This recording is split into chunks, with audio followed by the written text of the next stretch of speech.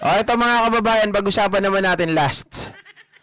Isa pang pagkukunwari ng mga tao, ng mga pangkat ng PDP laban, isa na po dito mga kababayan, si Jimmy Bondoc.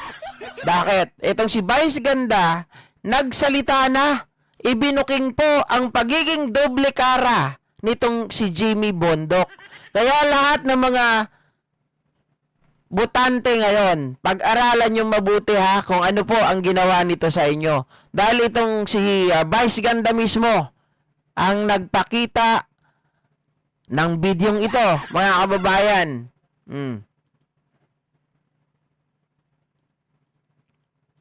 Alam niyo, nung pumasok ko kanina dyan, no, sa ABS, naalala ko nung nag-aasap ako. Ganun. I have fond memories. And I really believe that ABS-CBN entertainment is still the best. Oy! Naalala daw niya yung nakaraan. At itong ang ABS-CBN daw, ang pinaka the best sa lahat. Awit! Jimmy Bondoc, sinungal-ngal, Vice Ganda, sinungaling. Saan sabi ni Vice Ganda? Best in the world. Si Nyoy, di ba nag-ako-acoustic? Ang naaalala namin sa kanya, siya yung fumafalseto, yung lalaking ang ganda-ganda ng falseto. Si Nina, nag-acoustic din dati, ang naaalala namin sa kanya, siya yung sumisi. Magkano po bayad sa akin? 300,000 po every month ni YouTube. Tapos si Facebook, $100 every 6 months. Ayan na, sinagot ko na, Eva Manganda, ha? Eva Mangada pala. Hindi naman Mahada to. People, pumipito. Diba? Si Jimmy Bondoc, naaalala namin siya, yung gusto niya ipasara yung ABS. Yun ang naalala Jimmy Bondoc! Kasasabi lang niya kanina, ang ABS-CBN daw, ang pinakamaganda, the best of the best. Siya yung fumafalseto, yung lalaking ang ganda-ganda ng falseto. Si Nina, nag-acoustic din dati, ang naaalala namin sa kanya, siya yung sumisipol, pumipito. Diba? Si Jimmy Bondoc, naaalala namin siya, yung gusto niya ipasara yung ABS. Yun ang naaalala namin sa kanya. Grabe ka, Vice. Yun na yung naaalala tuloy sa kanya. Kita mo? Yun lang ang naaalala sa'yo. Kung ikaw naaalala mo na hindi kasi contradictive eh. Yung statement niya, sinabi mong pinakamaganda, best of the best. Tapos kasama ka pala sa gusto magpasara ng ABS. Kasi matagal na itong DDS. Si Jimmy Bondoc. Diba? Hindi na lang mamundok eh. Sorry, Naiba na tuloy. Sorry. Si Nyoy, di ba nag-ako-acoustic? Ang naaalala namin sa kanya, siya yung fumafalset. And sabi niya, I am so excited to see the biggest TV network close down. Hay nako. Jimmy Bondoc. Isa ka palang plastic, eh? This company is a snake pit where success is based on political and sexual favors. Oy, ABS-CBN, bakit hindi nyo kinasuhan itong si Jimmy Bondoc? May sinasabi dito, sexual favors. Ibig sabihin, baka kababayan, sisikat ka, kapalit ng sex. Tama ba? Dapat kasuhan nyo to. Kung di ako tama ng pag-interpret, mali ba ako? Sabi niya, where success is based on politics and sexual favors. Para maging sikat ka, kailangan mo ana. Nobody dares to talk about it because they either benefit from it or they would rather not have them as enemies. Ano pa sabi niya? Ito yung lalaking ang ganda-ganda ng falseto. Si Nina, nag-acoustic din dati, ang naaalala namin sa kanya, siya yung sumisipol, pumipito. Sabi niya, read before you judge me. Art and culture have been ruined by this network. Our moral fiber as a nation too wide-eyed kids seek dreams and fall in line, not knowing the hell that their lives will be flunked into. They have contents where the winners have been predetermined or are manipulated to suit the whims of hidden bosses. Ang dami pala niyang sinabi. Pero tignan mo his statement is against his statement. Which is which? Diba? Mga kababayan, he is talking against the network. Tapos ngayon, eto yung pinakabago dahil kandidato. Di ba ang ABS-CBN ngayon pinag-uusapan sa kamera na ito ay babalik.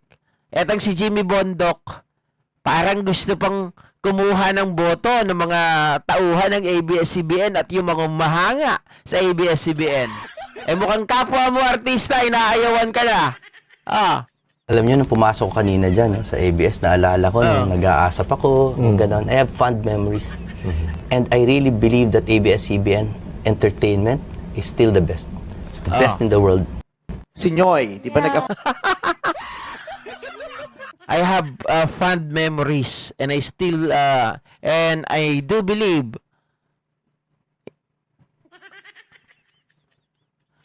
ABS-CBN entertainment is best of the best. Tapos doon sa iba na yung sinasabi mo. 'Di ba? Mga kababayan dito their news is for sale. Highest bidder gets the slant and foreign groups are usually the victors. I am eagerly awaiting your demise. I know how this sounds. I know the nasty comments which are bound to come. I don't care if you think Comelec is bad. Wait. Oy, Jimmy Bondoc. Wait until you see the real machinery that is known as the biggest network. Sabi niya pa, this is not paano ba basahin to? Iskandar food. This is a hope. This is for real change. You have countless victims from sexual harassment to plain and simple bullying. I am so happy that your time has come.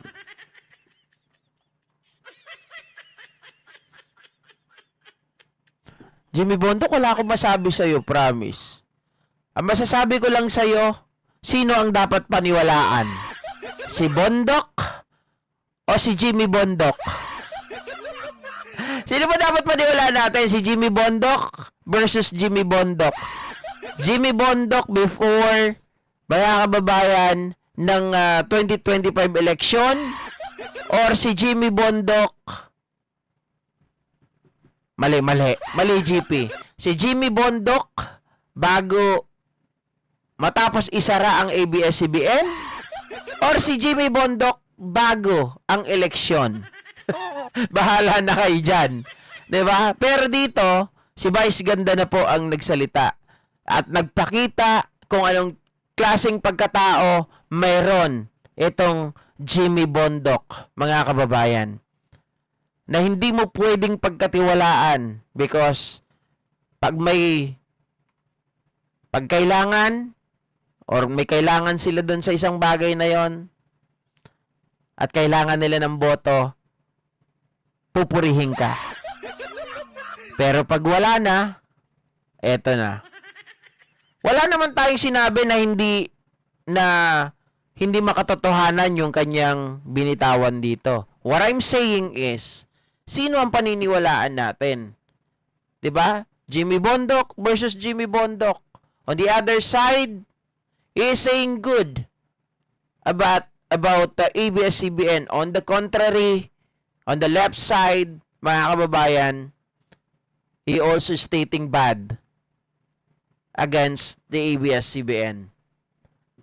So, who are you, Jimmy Bondoc? Diba? Mga kababayan, eto na. Maraming salamat po muli sa pagsama ngayong gabi at nag-enjoy po ako. Sana nag-enjoy din kayo. Yung mga panauhing pantangan natin dyan, gusto nyo malaman yung address ko, ibibigay ko po. Ito po yung address ko. Wait lang, isi-search ko muna. Teka lang.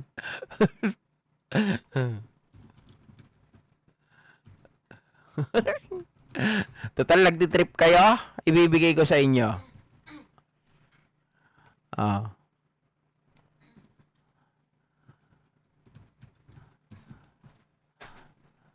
Ito po.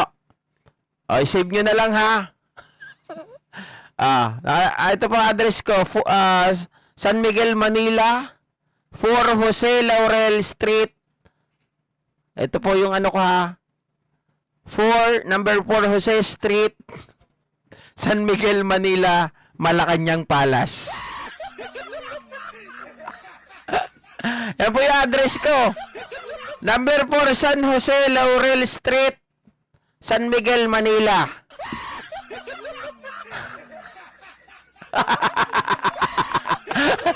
Ito nga po, oh.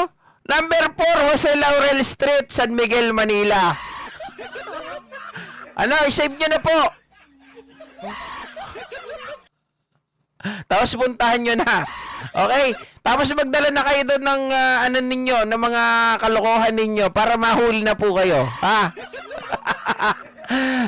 Bye guys, salamat po muli. Huwag kayo masyadong pikon.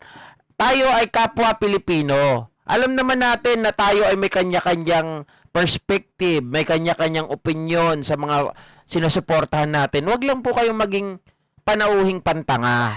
At huwag po kayong maging tangang panatiko. Sabi ni Lilibet kasi, address na wala kanyang yan. Bye guys!